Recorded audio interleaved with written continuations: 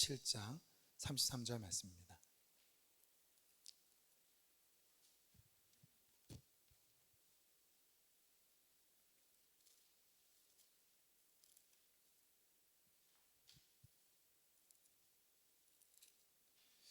네.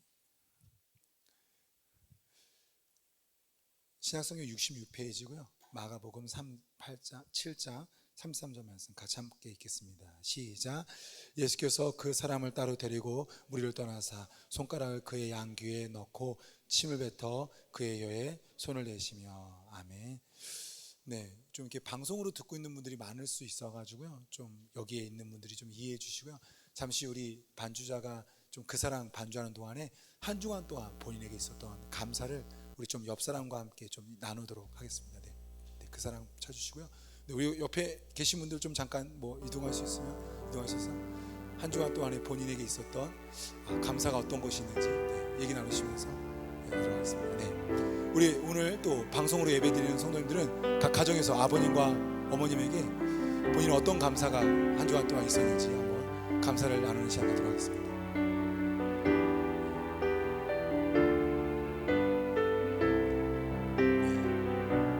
감사합니다. 우리 순종해 주셔서 어떤 감사가 있었는지.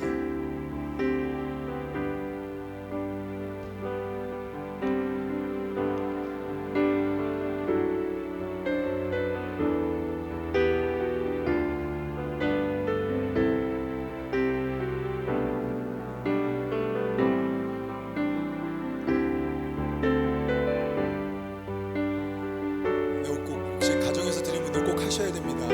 아버님과 어머님과 함께 어떤 감사가 있었는지.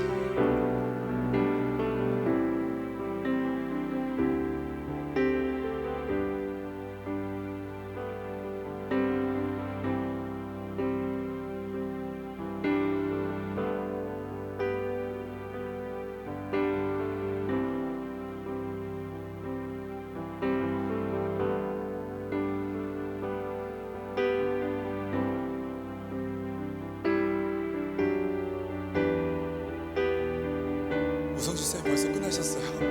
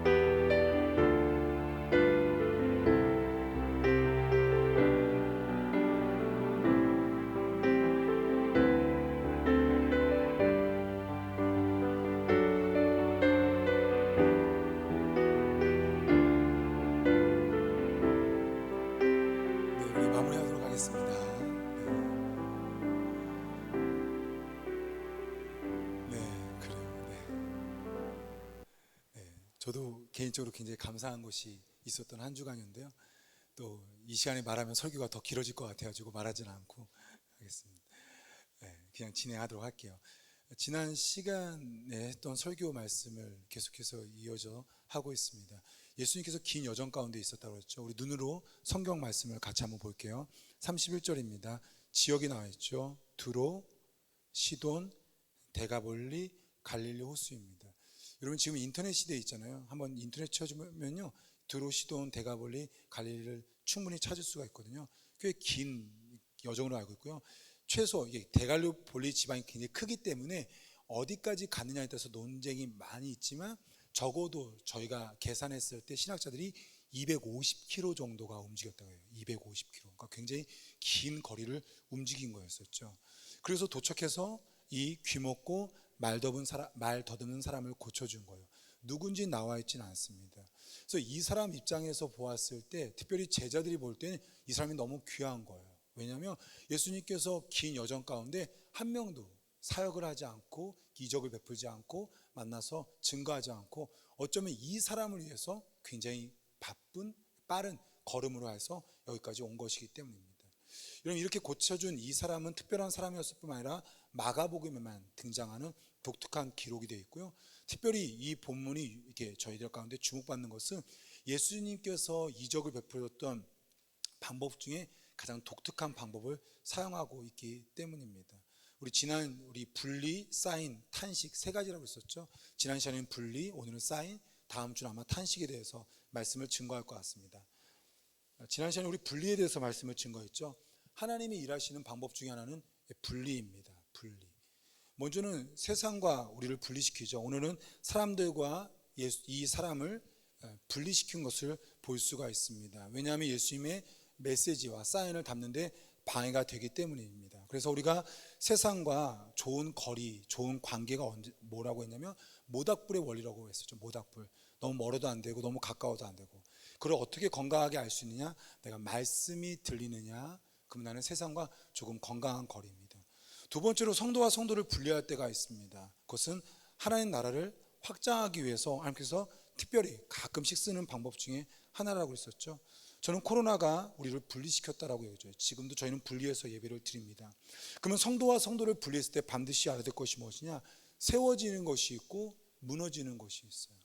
그래서 각자가 이렇게 분리되었을 때 반드시 죽지 않고 살기 위해서 특별히 각 가정에서 교회 역할을 감당해야 한다고 말씀을 증거했습니다. 오늘 두 번째 시간입니다. 사인입니다. 사인. 예수님께서 신기한 행위를 하시죠. 다시 한번 볼까요? 33절 읽겠습니다. 시작. 예수께서 그 사람을 따로 데리고 무리를 떠나사 손가락을 그의 안귀에 넣고 침을 뱉어 그의 혀에 손을 대시며. 여러분, 지금도 만약에 옆에 있는 사람한테 한번 해보라고 하면 여러분 하시겠어요? 양쪽에 귀를 넣고 손에다가 침을, 이게 한글 성경에서는 좀 생략돼 있다고 그랬죠. 손에다가 침을 뱉고 그 침 뱉은 손으로 그 사람의 혀에다가 손을 대었습니다.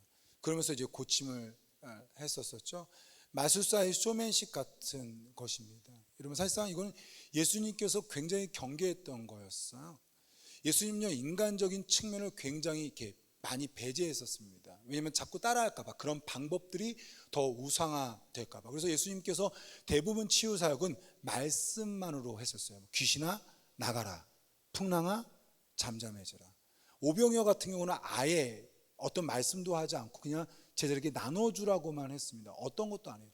그래서 어쩌면 한국 교회에 많이 이렇게 신유의 은사가 있는 목사님들 보면 항상 목소리가 비슷하잖아요. 귀신아 뭐 이렇게 하면서 항상 그렇게 비슷하잖아요. 사실상 성경적으로 말한다고 한다면 좀 틀려요. 왜냐면 예수님은 그런 걸 굉장히 싫어하시는 분이었었어요. 경계하셨던 분이었었어요. 그래서 좀 한국 교회는 좀 그런 목사님들 굉장히 많은데, 특히 기도원에 모여 계시죠, 그분들이.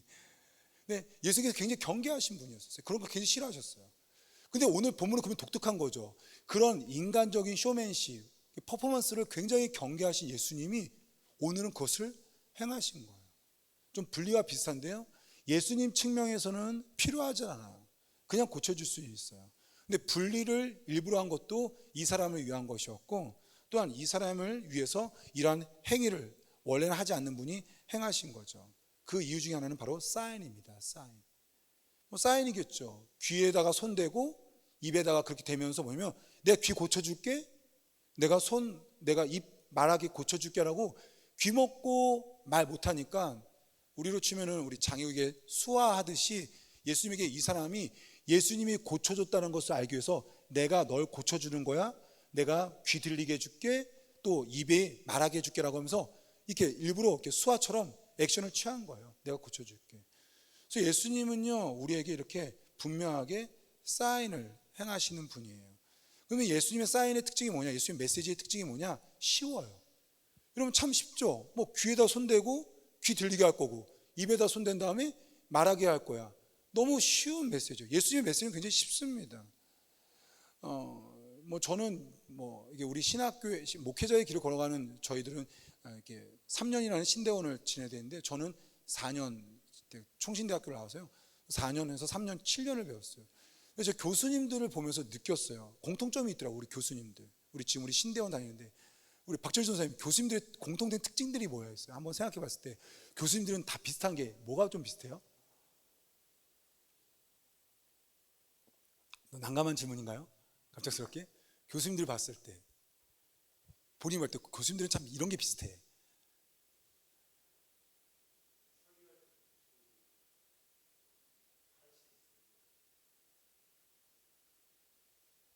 설교할 때도 강의하듯이 설교한다는 거. 네, 맞아요. 그럴 수 있어요. 맞아요. 그럴 수 있어요.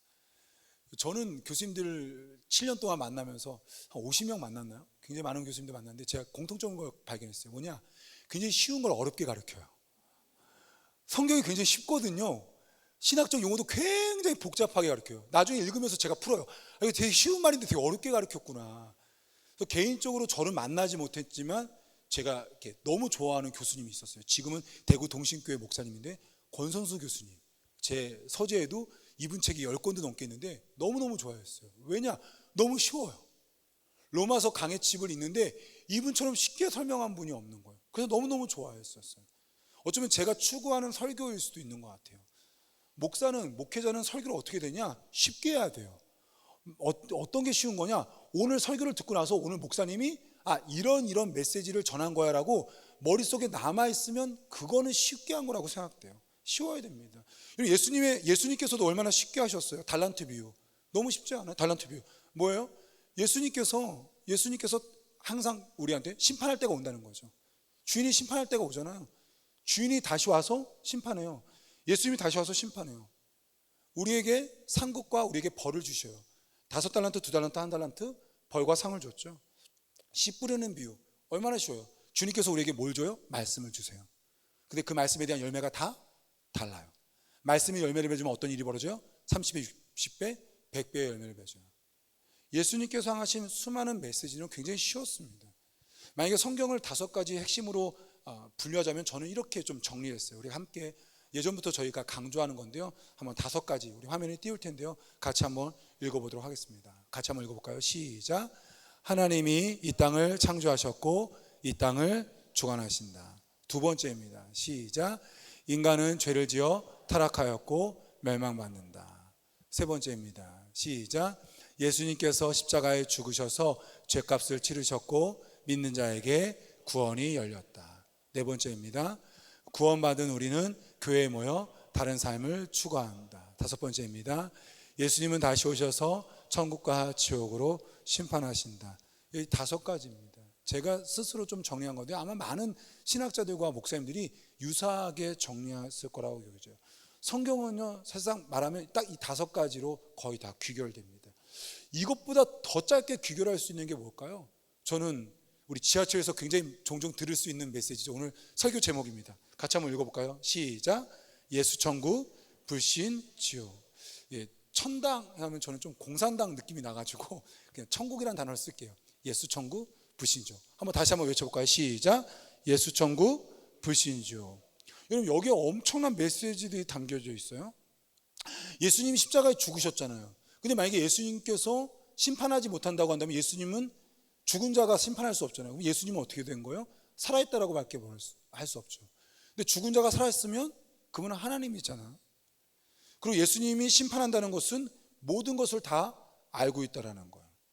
예수님께서는요, 심판할 능력을 갖고 있는 거예요. 말로만 심판하는 것이 아니라 너 천국 가, 너 지옥 가는 게 아니라 진짜 예수님께서 천국 가라고 하면 그 사람은 천국 가고 그 사람은 지옥 가라고 하면 지옥 가는 능력이 있으신 분이에요.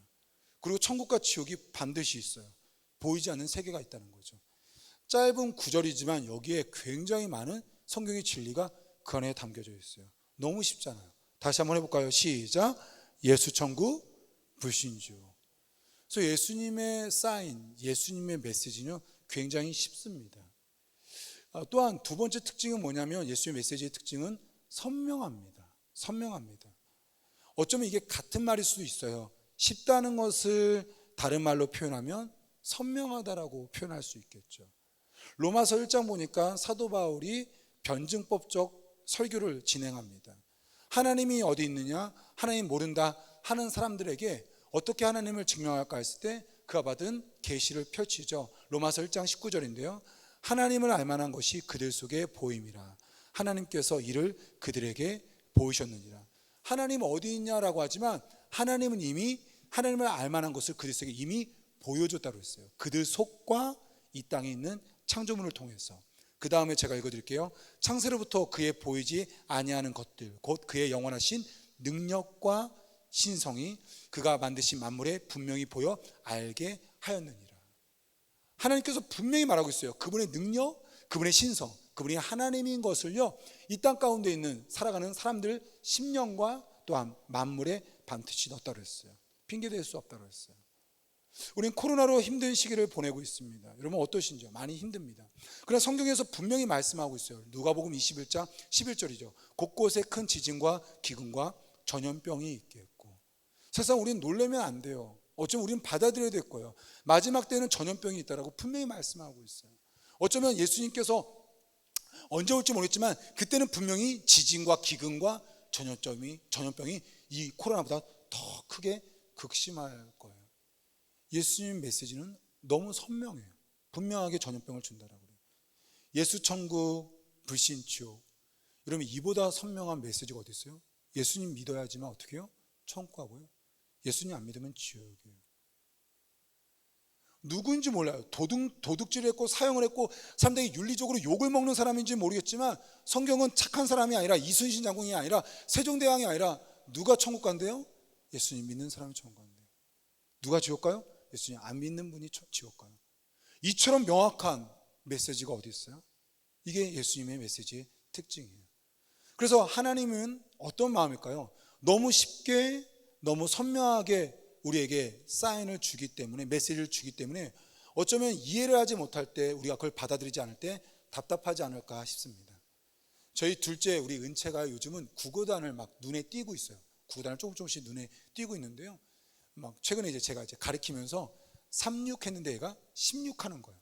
그러면 제가 가르칠 때 제 방법이 있어요. 저는 하다가 틀리면요 처음부터 다시 해요. 그러면 3일은 3, 326부터 다시 외워야 돼요. 같이 외웁니다. 3일은 3, 326. 좀 심심한데 우리 같이 할까요? 자, 3, 3은 9, 3, 4, 12, 3, 5, 15, 3, 6, 18. 그러면서 제가 합니다. 자, 3, 6, 16. 미쳐버리죠?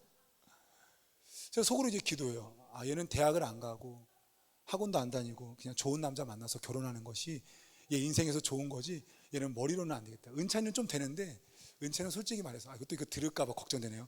은채는 약간 소망은 없어요. 그냥 이렇게 외모로 나가든지 어떤 성격으로 나가든지, 걔는 개그맨이 되고 싶어 하는 것도 있더라고요. 아무튼 순간 이런 생각이 들었어요. 하나님도 그러지 않을까요? 너무 쉽게 가르쳤어요. 너무 선명하게 가르쳤어요. 근데 우리가 어떻게 해요? 그걸 못 받아들이면 얼마나 답답할까요? 코로나 때문에 힘든 것도 있을 거예요. 그러나 여러분 꼭 기억해야 돼요. 이게 마지막이에요. 이런 전염병은요 계속 온다는 거예요. 마지막은 뭐 하는 것밖에 없어요? 견디는 것밖에 없대요.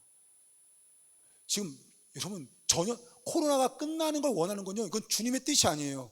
왜냐, 이번에 끝날 수는 있어요. 근데 그 다음에 코로나가 또 와요. 그러면 그건 어리석은 길이에요. 왜냐, 전염병을 준다고 분명히 말하고 있어요. 근데 우리가 전염병이 사라지길 기도해요? 못은 아니에요. 못은 주님은 전염병을 준대요.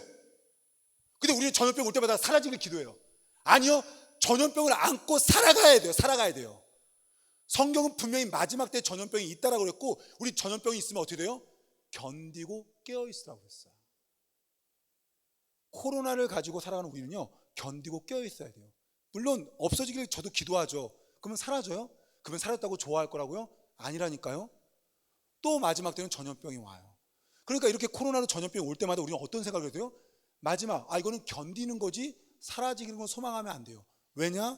만약 훗날 코로나가 또 왔었을 때 그때가 주님 오시려면 어떻게 할래요? 그때는 전염병이 안 사라지고 주님이 오시는데. 그래서 우리는 전염병을 대하는 태도가 바뀌어야 돼요. 사라지는 것이 아니라 이거는요 견디고 깨어 있어야 될 거예요. 성경은 모든 것을 기록하지 않았어요.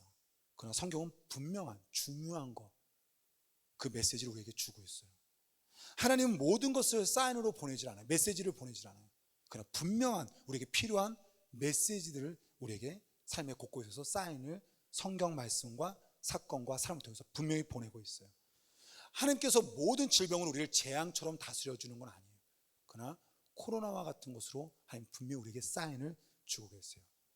여러분은 코로나로 어떤 사인을 받고 계십니까? 정말 미안하지만 저는 코로나가 사라지는 것을 놓고 많이 기도하진 않아요. 정말 여러분 미안하지만 아마 제가 코로나를 사라지기 위해서 기도에 인도하는 것도 여러분 거의 듣지 못했을 거예요. 저는 중요한 게 코로나에 대한 우리의 반응이에요. 코로나가 사라지는 건요 하나님의 영역이에요. 우리가 기도해야 될 것은요, 저는 그래요. 코로나를 향한 여기서 하나님께서 우리에게 어떤 메시지를 전하는지를 들어야 돼요. 저는 제가 받은 확신 중에 하나는 교회에 대한 변화예요. 정말 많은 성도들이 무너지는 것을 제가 고백을 들어요. 얼마나 힘들면 목사에게 자기 신앙이 무너졌다라고 말할까요? 제가 깨달았어요. 지금처럼 교회 사역을 했을 때 코로나와 같은 전염병이 또 왔을 때 정말 많은 성도들이 신앙을 잃겠구나. 코로나 때문에 제가 확실하게 깨달은 것은 지금까지의 사역 형태와 지금까지의 시스템으로는 마지막 날에 과연 버틸 수 있는 성도가 얼마나 될까? 여러분 저희 교회만 그럴까요? 아니요. 제 주변에 더 큰 대형 교회는요, 저는 더 충격적인 얘기를 들어요.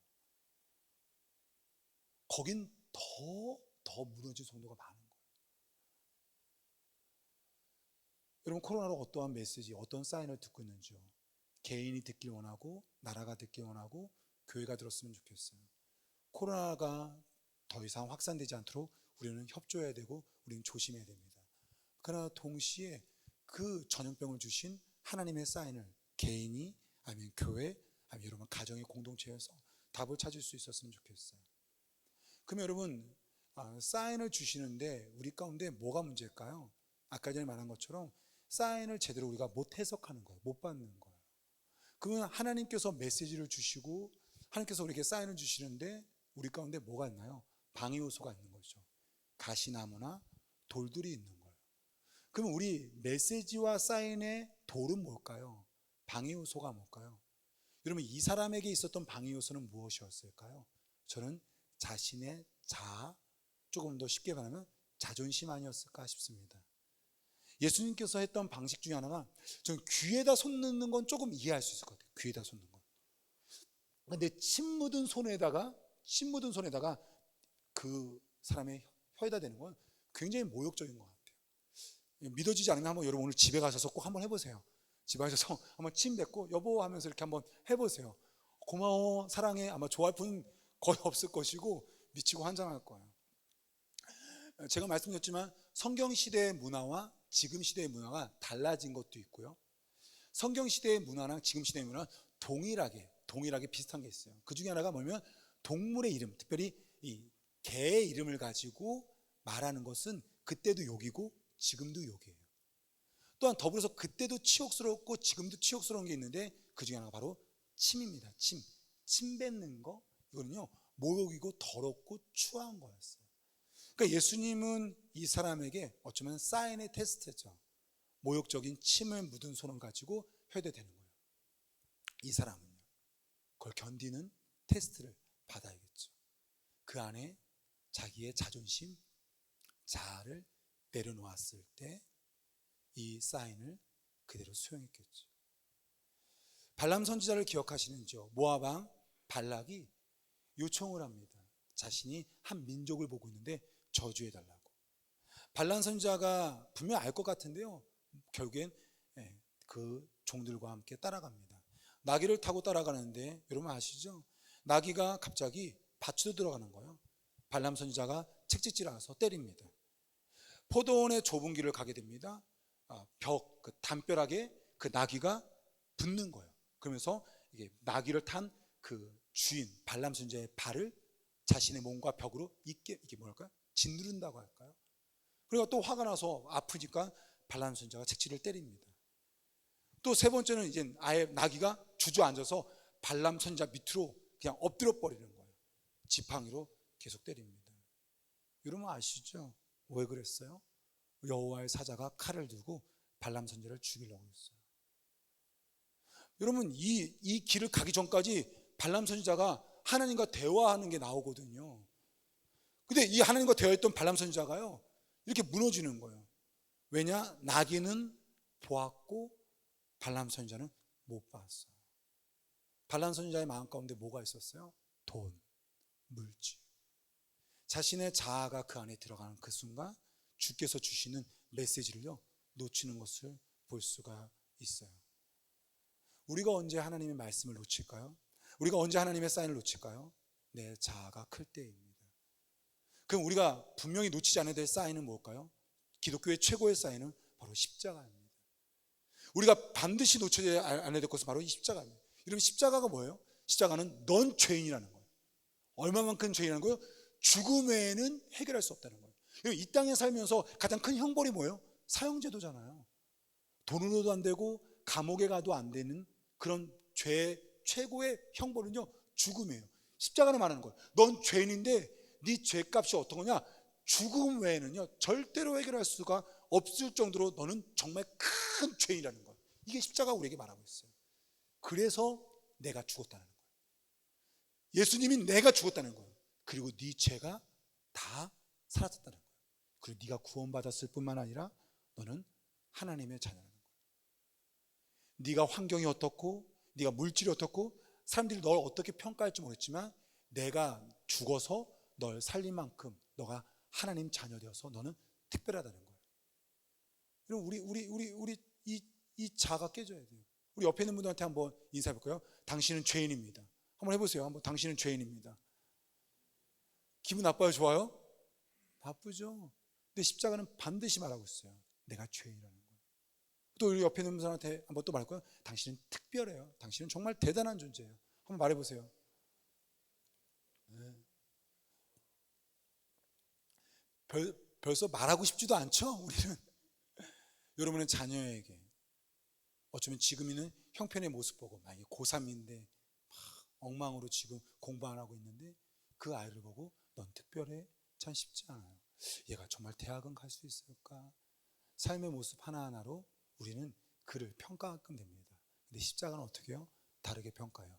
네가 어느 대학에 나왔든 네가 지금 어떠한 형편이든 네가 사람들한테 어떤 존재이건 넌 내가 너를 위해서 죽어서 하나님의 자녀라는 거예요. 그 내 고집, 내 자아가 깨져야 돼요. 사람들이 말하는 세상의 기준으로 날 평가하는 내 자아가 깨져야 되는 거예요. 십자가는 말합니다. 내가 죄인인 것을. 십자가는 말합니다. 내가 하나님의 특별한 사람인 것을. 근데 이 사인을 우리가 잘 못 받죠. 언제 받을 수 있어요? 내 자아가 죽을 때. 하나님, 내가 죽고 십자가를 통해서 나를 볼 수 있게 도와주옵소서. 그럼 그때 우리는 이 땅 가운데 정말 아름다운 삶을 살 거예요. 그 중에 한 분을 제가 십자가를 통해서 자신을 본 한 분을 소개시켜 드릴게요. 저 유정옥 사모님을 소개시켜 드리고 싶습니다. 혹시 몇 주 전에 기억나세요? 아들 군대에서 천시 때문에 고생했는데 훈련병 이렇게 돌렸다가, 그러니까 부대에서 돌렸다가 천식이 나왔던 그 유정옥 사모님입니다. 자녀 소개를 하더라고요, 책에서. 3남 1녀더라고요. 근데 깜짝 놀랐어요. 원래는 2남이더라고요, 2남. 기적적으로 이분이, 이 목사님은 장애인 교회, 그 남양주 쪽인가요? 저쪽 광주, 저쪽 하남 쪽에 아주 장애인 교회의 부목사로 있었고요. 이 사모님은 암 환자, 말기 환자를 돌보는 약간 호스피스는 아닌데 그런 사역들을 했더라고요. 그러면서 기적처럼 한 할아버지가 기증하면서 동대문에 100평짜리 상가에서 교회 개척을 해요. 그렇게 개척을 했었을 때 사역을 하고 있는데 어느 날 나이가 좀 많아 보이는, 생각보다 많아 보이고 정말 눈에 봐도 아파 보이는 분이 6학년짜리 남자아이와 여자아이, 2학년짜리 여자아이를 데리고 교회를 출석하기 시작한 거예요.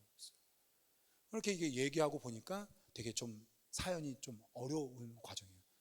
한 주도 빠지지 않고 예배를 드리고 한 3, 4개월쯤 지났는데 갑자기 그 6학년짜리 남자아이가 전화하는 거예요. 사모님, 우리 아빠 죽어가요. 숨 못 쉬어요. 어딘데? 물어보니까 저기 성남인 거예요. 성남으로 달려갔는데 이미 달려가는 사이에 아버님이 이미 지병이 있었기 때문에 죽었어요. 아이한테 얘기 들어보니까 어머님도 또 친척 중에 아무도 전화번호를 아는 게 없어요. 남편 목사님과 함께 상의한 끝에 이 교회에서 이 장례를 치러주기로 한 거예요. 장례를 치르고 친인척들한테 연락을 하는데 아무도 장례식장에 나타나지 않아서 정말 교인과 목사님 사모님이 너무너무 좀 초라한 장례를 치렀다는 거예요. 마지막 이젠 하관, 그 당시에는 이젠 묘니까요. 하관을 하고 이제는 과정 가운데 이제 걱정이 되는 거예요. 바로 6학년짜리 남자아이와 이 2학년짜리 여자아이가. 하면 저 아이들은 누가 키울까요? 그러면 친척들이 와서 뭐 만나야 되는데 아무도 못 만나는 거예요. 그래서 생각해 본 거예요. 이분이 성남에서 온 거였어요. 예배를 드리러. 동대문까지. 성남에서 동대문까지 오는데 자기가 생각할 때 정말 지나가면서 1000개도 넘는 교회들이 그 사이사이에 있을 때 어떻게 이렇게 상가에 있는 쬐끄마한 우리 교회로 왔을까? 저 50이 넘어서 늘지막히 데리고 있는 이 아이를 죽을 병에 걸린 저 아버지는 교회 와서 무슨 기도를 드렸을까? 저 아이들은 어떻게 될까? 하다가 이 사모님이 하나님이 이 두 아이를 우리가 입양하라고 만나게 하신 것이 아닌가라는 사인으로 받아들이게 돼요. 그러나서 목사님께 이 얘기를 합니다. 목사님, 나는 이 성도가 우리 교회 와서 예배를 드리고 4개월 만에 떠나고 이 두 아이가 남고 친인척들이 오지 않은 건 어쩌면 우리에게 두 아이를 선물로 준 것 같다고 하면서 목사님께 말하니까 목사님이 나도 그런 것 같다고 해가지고 아파트, 정말 가난한 16평짜리 아파트에 목사님 사모님 또 두 남자아이가 있지만 6학년짜리 남자아이와 2학년짜리 여자아이를 입양이라고 할까요? 입양하면서 함께 살아가요. 저는 이 이야기를 듣고 저는 개인적으로 너무 충격이었어요. 왜냐하면 저는 그럴 만한 그릇이 안 되거든요. 4개월 만에 왔던 한 가정의 아버지의 죽음 가운데 참석한 모든 것을 하나님의 싸움처럼 여기고 심지어 자신의 아이들로 영접한 이분의 그 하나님의 사인을 받는, 또 그 사인을 순종한 이분이 너무너무 저는 커 보이더라고요. 여러분, 오늘 이 사인은 우리에게 쉽지 않은 사인입니다. 여러분이 만약에 누군가가 여러분에게 침을 묻힌다고 하면 좋을까요? 근데 이 사람은 그 침 묻은 손을 그 자신의 혀에 댔을 때 가만히 있는 거예요. 여러분, 그리고 어떤 일이 벌어졌죠? 함께 우리 35절 같이 읽겠습니다. 시작. 그의 귀가 열리고 혀가 맺힌 것이 곧 풀려 말이 분명하여 졌더라. 하나님의 사인을 그대로 받았던 이 사람에게 기적의 역사가 일어났습니다. 예수님께서 우리에게 말씀하고 계세요. 예수님께서 우리에게 메시지를 보냅니다. 예수님께서 우리에게 사인을 보내세요.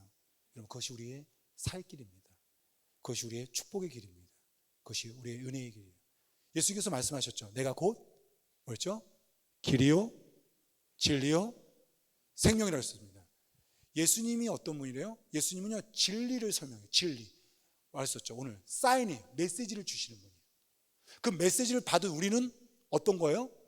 그냥 깨달은 정도가 아닙니다. 뭐가 되냐? 길을 찾게 되는 거예요. 이 길을 가야 되는구나. 왜냐면 진리는 그냥 아는 정도가 아니라 어떻게 살아야 될 분명한 길이기 때문입니다. 길이요 진리인 거예요. 그래서 진리는 분명히 그 안에 길이 있는 거예요. 하나님 말씀을 들으면요, 말씀을 깨달았다 이 정도로 끝나는 게 아니라 말씀으로 오늘 이 길을 갈 건가 저 길을 갈 건가 분명합니다. 그러면 그 길을 갔을 때 어떤 일이 일어나요? 내가 곧 길이요 진리요 맞죠? 생명의 역사가 이런 축복됨이 우리 생명교육의 성도들에게 가득하게 원해요. 분명히 주님은 진리를 주시는 분이에요. 그 진리는 애매모호하지 않고 분명히 내가 오늘 선택할 길을 제시하고 있어요. 그리고 그 길을 갔을 때 어떤 일이 벌어지냐? 살아나게 돼요. 생명의 역사가 나옵니다. 우리 그러한 축복들을 경험할 수 있기를 소망합니다. 우리 함께 일어나서 찬양하겠습니다.